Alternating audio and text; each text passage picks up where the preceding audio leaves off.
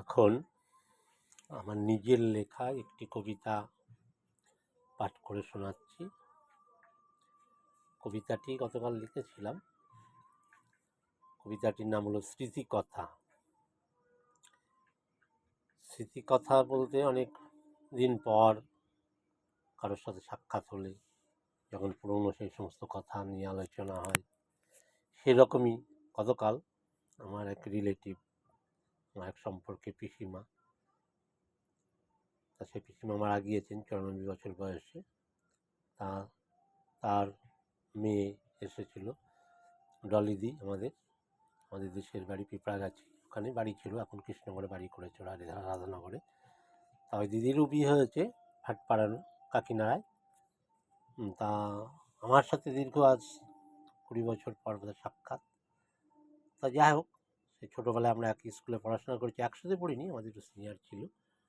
তা সেই সমস্ত বিভিন্ন স্মৃতিকথা নিয়ে প্রায় 5টা থেকে রাত 9টা পর্যন্ত 4 ঘন্টা কত গল্প গুজব হলো।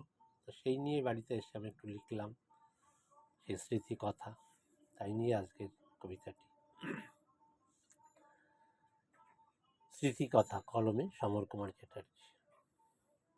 আজ সারা বিকেল কাটলো স্মৃতিকথায়। সকলের জীবনেই এইরকমই হয়। আমার সম্পর্কে পিসি, আমার ডলিদির মা, মারা গেছেন 94 বছর বয়সে। ডলিদি ও আমরা থাকতাম একই গ্রামে, এখন সবাই শহরের বাসিন্দা। বিবাহ সূত্রে ডলিদি ভাটপাড়া কাকিনাড়া। কত বছর পর আমাদের আজ দেখা। সেই শস্য শ্যামলা সবুজে ঘেরা গ্রাম, পিঁপড়াগাছি তার নাম। পুকুরে সাঁতার কাটা, 7 কিলোমিটার দূরে স্কুল, হেঁটে হেঁটে স্কুলে পড়াশোনা। বহিরগাছি বাগমারা আমাদের হাই স্কুলের নাম। সেই সনদবাবু, চিত্তবাবু, সুশীলবাবু, রমেশবাবু, স্যারেদের আজ আর পৃথিবীতে কেউ নেই। সব স্মৃতি হয়ে রয়ে গেছে মনের অন্তরে।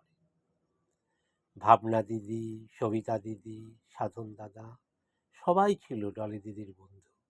তারা ছিল আমার সিনিয়র। কোথায় হারিয়ে গেল, কে কোথায় চলে গেল, কারো ঠিকানা জানা নেই।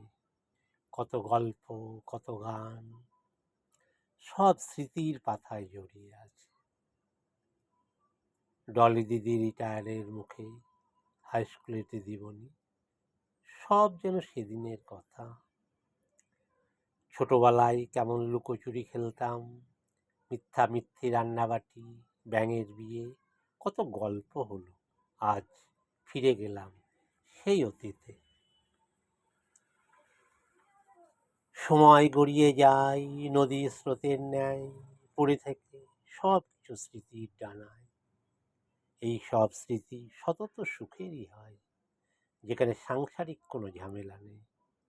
দেখতে দেখতে কখন হয়তো পৌঁছে যাব জীবন সায়ান্নে নদীর ঘাটে পাড়ের জন্য। যাই হোক, কবিতাটি তোমাদের কেমন লেগেছে আমার কমেন্ট বক্সে জানিও।